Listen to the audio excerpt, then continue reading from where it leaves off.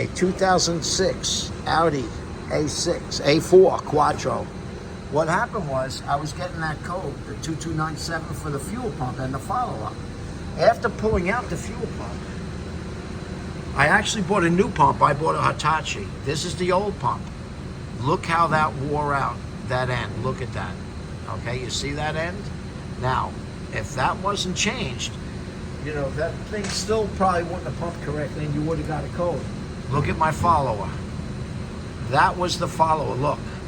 So the plastic wore out and it wore right through it. So not only was it scoring the camshaft, which could actually end up being replaced, you know, it did that. Now the other thing was the water leak was behind the motor.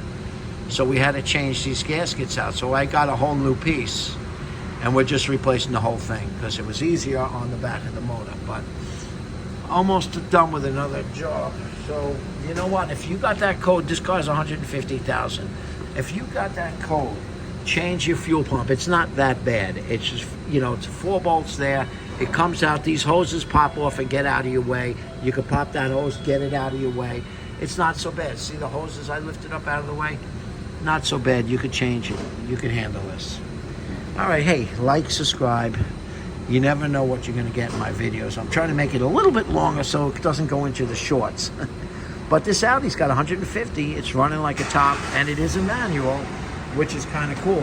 I have a manual transmission in there. That's what I like about it. And like I said, I just got to get this back together. And look at, again, look how worn that was. Look at that.